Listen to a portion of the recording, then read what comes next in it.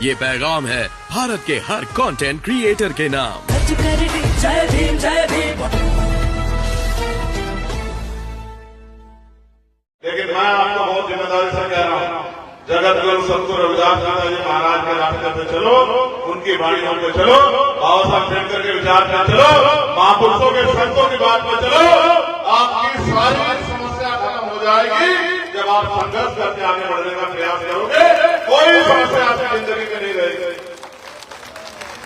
ये अजीब देश है, क्या माँ बाप को नहीं पूछते, पत्थर को पूछते। ये बड़ा अजीब देश है।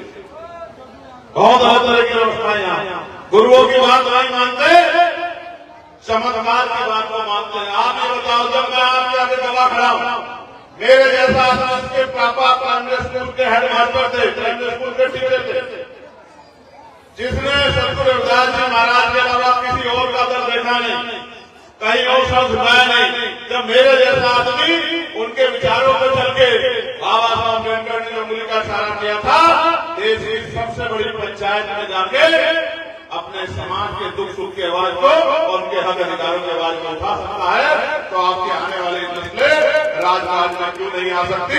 आपकी आने वाली नस्लें मुख्य धारा में क्यों नहीं आ सकती? आपकी गरीबी बेबसी लाचारी क्यों नहीं हो सकती?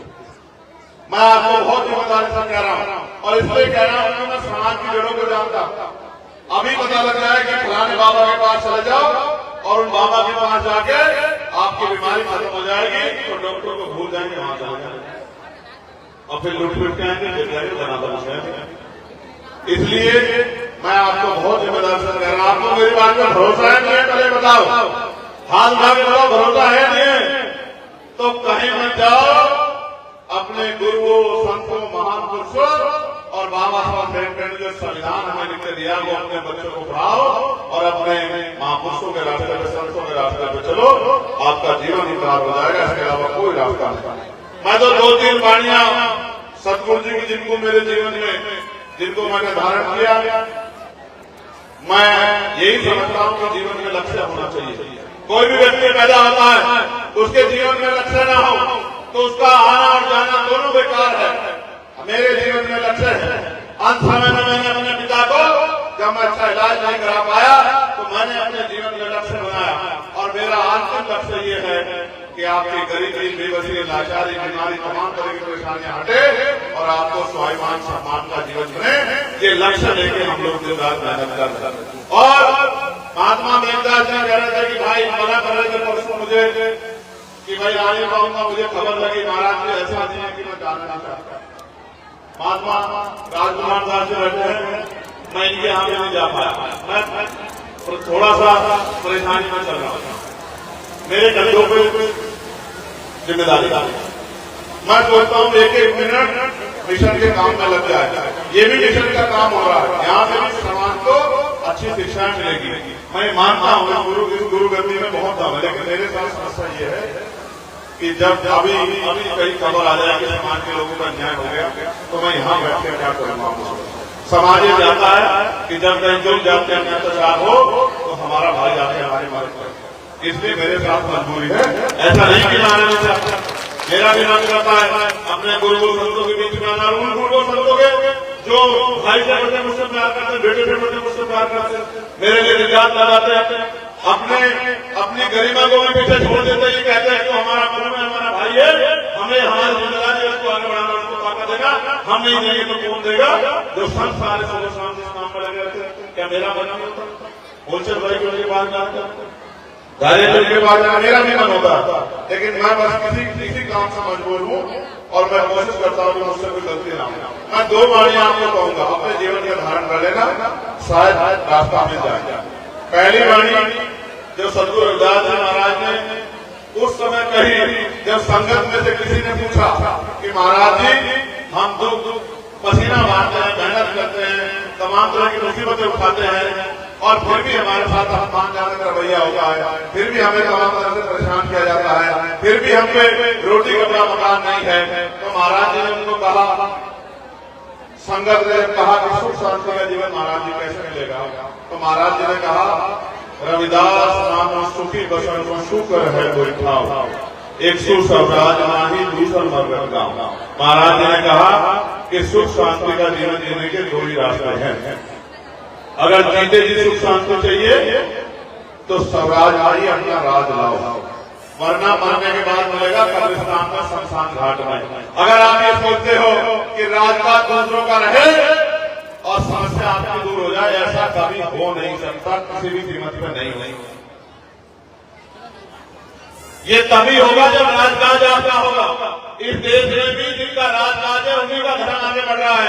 वरना आपको याद होगा उत्तराखंड के लोगों, पार्लियामेंट में जब जगतगुरु सतगुरु रविदास जी महाराज की जयंती का अवसर आया था, मैं अकेला खड़ा था वहां पार्लियामेंट में कि सतगुरु रविदास जी महाराज के प्रकाश पर्व पे जयंती का अवकाश होना चाहिए।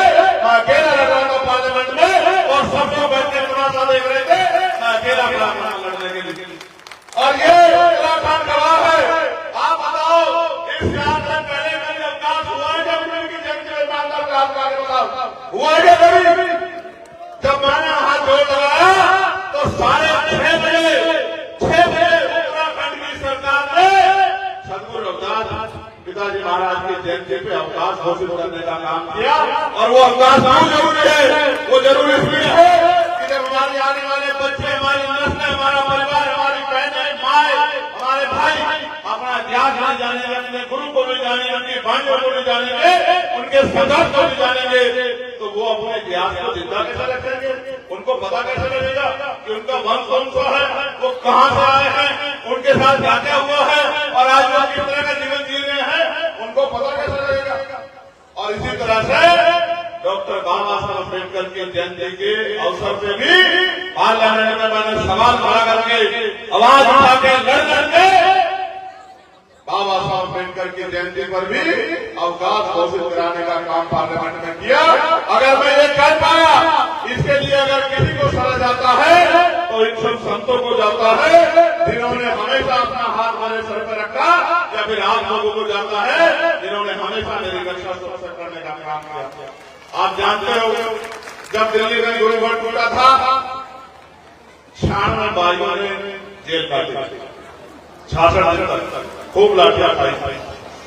हमें किसी पूछने की जरूरत नहीं है, हमें किसी परमिशन की जरूरत नहीं है कि अपने गुरुओं का सम्मान कैसे बचाना है, उस सम्मान की रक्षा कैसे करनी है। हम अपने आप उनका आखिरी खतरा देंगे भी अपने गुरु और संतों के मान का की रक्षा करना हम लोग जानते हैं, हम कमजोर लोग नहीं। तो 96 लोगों ने वहां जाके जो है 5 लाख से ज्यादा लोग इकट्ठे हुए।